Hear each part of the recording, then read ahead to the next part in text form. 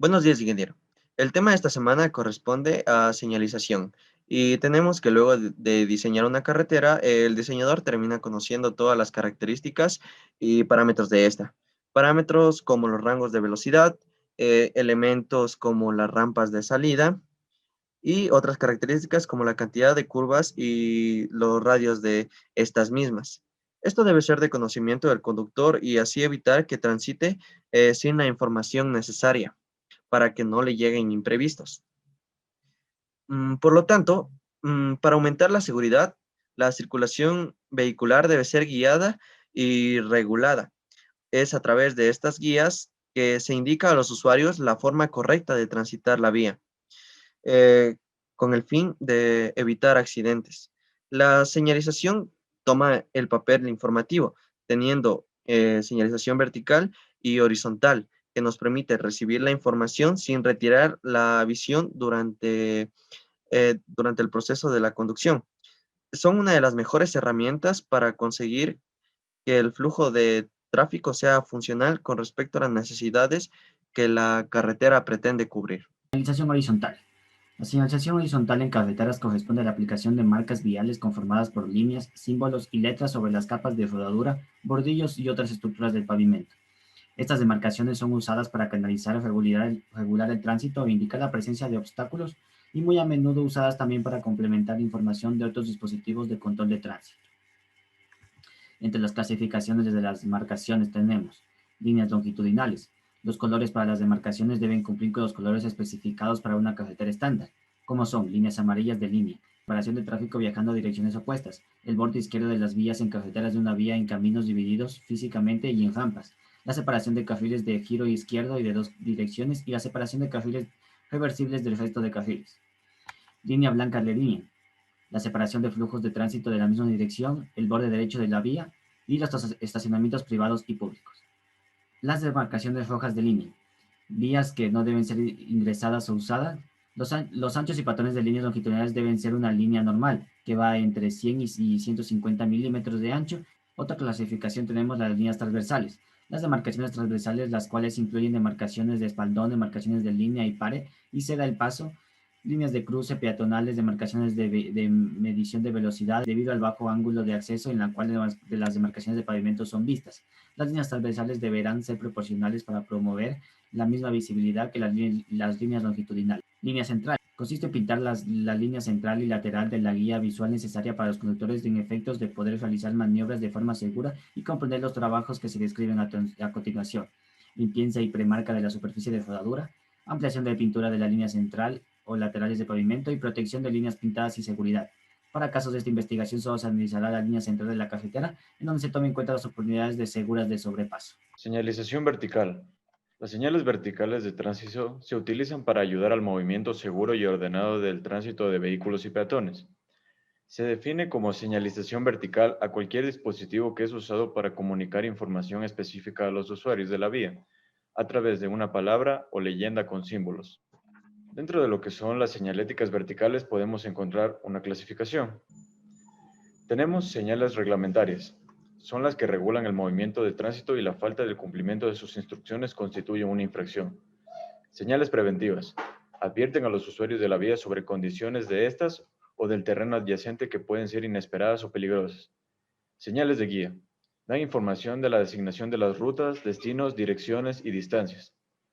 Señales de servicios generales, turísticas y recreativas. Da información de la designación, servicios generales, puntos de interés turísticos y otra información geográfica, recreativa o cultural.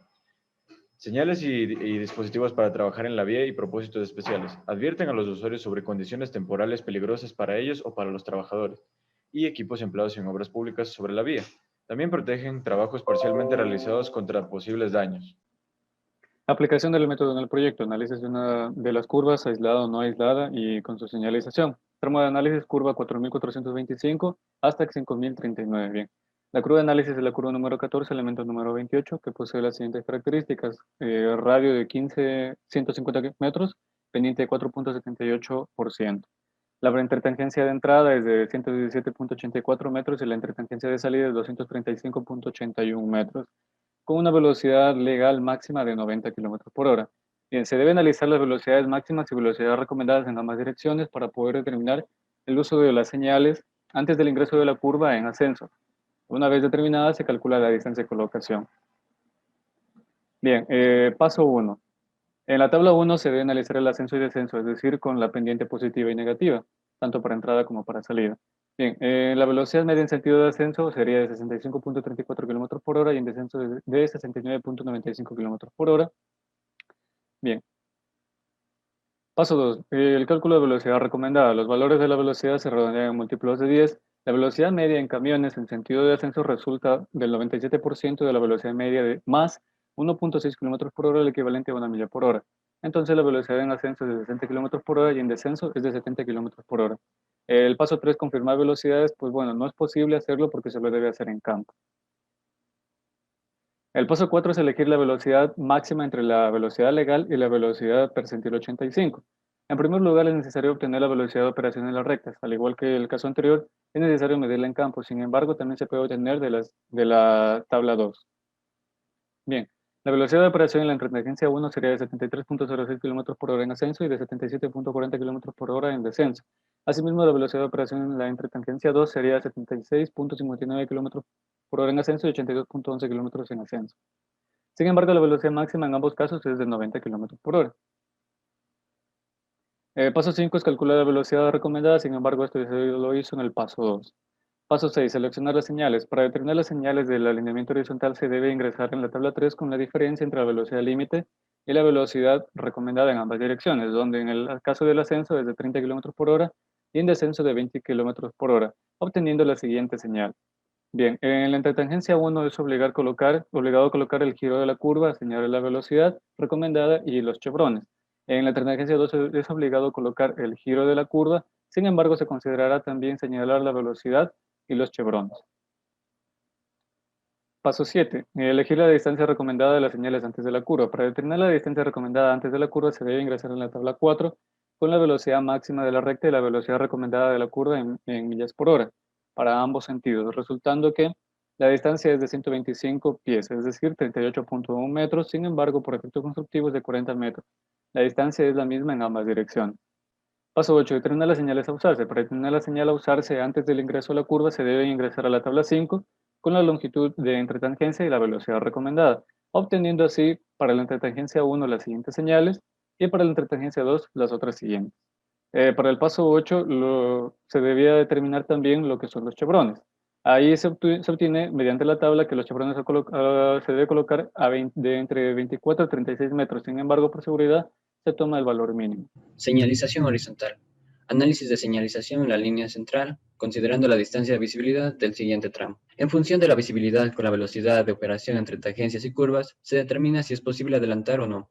Entonces, se marcan los rangos en las líneas de seguridad en el tramo y este análisis se hace en ambas direcciones. Para ello se debe calcular la velocidad porcentil 85 para cada entretangencia del tramo en análisis. En este caso tenemos una velocidad de 60 y la otra tenemos de 70. Desde aquí hay que dirigirnos a la siguiente tabla, la cual nos permite ver la distancia de visibilidad de adelantamiento mínima en función de la velocidad porcentil 85. En este caso tenemos que para una velocidad porcentil 85 de 60 kilómetros, tenemos una distancia de visibilidad de adelantamiento mínima de 176 y para 70 kilómetros de 206. A continuación se van a mostrar los pasos seguidos para obtener el análisis de visibilidad. Seleccionamos nuestro alineamiento horizontal, nos vamos al apartado de visibilidad. En esta primera pestaña seleccionamos el abscisado que necesitamos, en este caso será el tramo en análisis, el intervalo de comprobación, y la siguiente pestaña es de visibilidad. En este caso vamos a colocar la visibilidad mínima calculada anteriormente. Igualmente la altura del ojo como la altura del objetivo es de 1.07 y la última pestaña corresponde a los resultados donde tendremos que ubicar en nuestro computador la ruta donde se irá nuestro archivo en análisis y finalmente se da en el botón de finalizar. Entonces, para determinar la visibilidad en curvas, la posibilidad de adelantamiento se requiere analizar cada curva empezando por los trazos de las tangentes y luego las curvas, de modo que en las últimas se determina si esta última distancia cumple con la mínima. Si la distancia mínima de visibilidad es mayor a la longitud entre tangencia o curva, no se podrá adelantar. Sin embargo, si la distancia mínima de visibilidad es menor a la longitud entre tangencia o curva, se podrá adelantar. De esta forma se puede ver o se puede ejemplificar en el siguiente gráfico